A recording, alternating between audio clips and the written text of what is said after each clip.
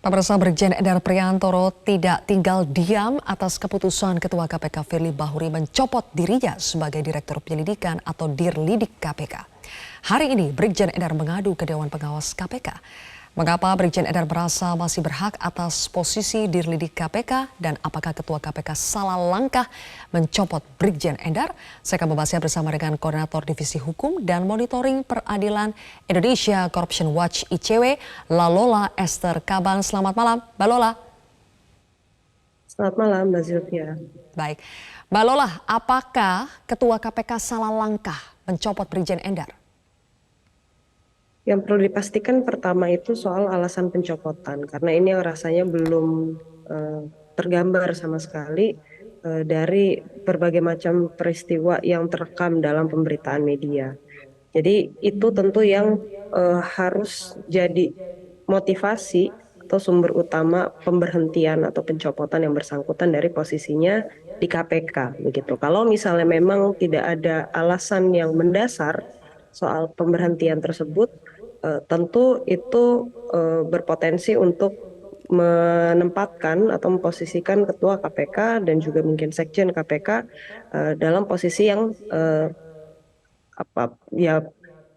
bersalah begitu ya, karena tidak bisa memberikan justifikasi yang kuat soal penghentian yang bersangkutan dari posisinya di KPK begitu. Dan tentu ada sejumlah kualifikasi begitu atau tanda kutip syarat begitu seorang pegawai dari instansi negara lain yang diperbantukan di KPK bisa dikembalikan atau diberhentikan gitu, dan kondisi tersebut diatur secara terbatas. Tentu saja selain memang yang bersangkutan ingin mengundurkan diri, ada pelanggaran etik gitu ya, atau diminta kembali oleh institusi asal, atau ya dalam sakit berat sehingga tidak bisa beraktivitas atau bahkan meninggal dunia, itu adalah beberapa kondisi yang spesifik dan terbatas diatur dalam peraturan pemerintah yang mengatur soal manajemen SDM KPK.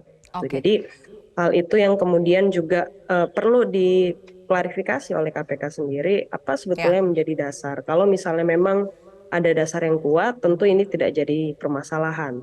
Tapi rasanya bukan itu yang ditangkap dari informasi yang beredar sejauh ini, bahwa ada kesan pemberhentian itu tidak didasarkan oleh sebuah alasan yang jelas dan Mbak Lola, kuat. kalau kita bicara institusi asal, Polri kan sudah memperpanjang ya masa tugas Brigjen Endar di KPK. Jadi apakah KPK masih punya alasan sebetulnya untuk mengganti Brigjen Endar?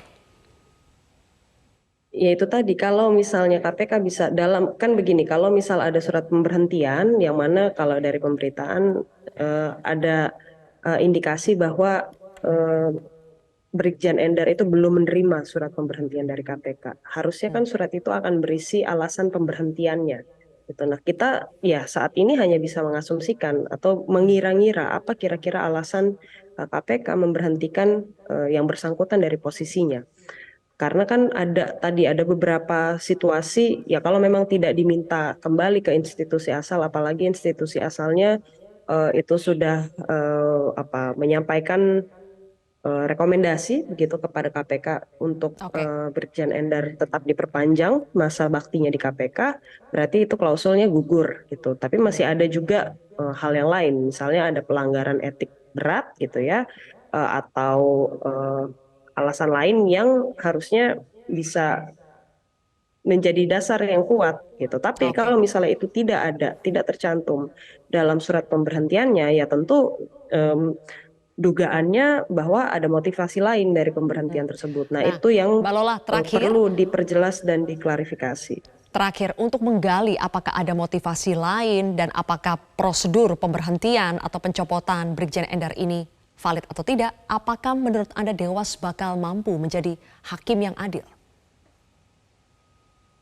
Kalau berkaca dari selama ini gitu ya, ketika Dewas menerima laporan untuk dugaan pelanggaran yang terjadi di KPK, baik yang dilakukan oleh pimpinan maupun anggota atau pegawai KPK, itu masih mungkin 50-50 ya.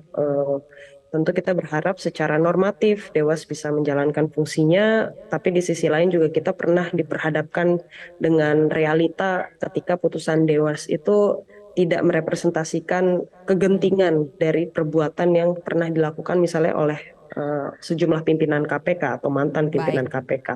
Jadi oke. itu yang harus kita antisipasi, tapi pada intinya ya semoga prosesnya bisa membuka lebih Ya. terang gitu apa yang Mhm. kemudian terjadi di balik pemberhentian Brigjen Endar tersebut. Baik, terima kasih Mbak Lola sudah berbagi analisa Anda dalam program Prime Time News hari ini.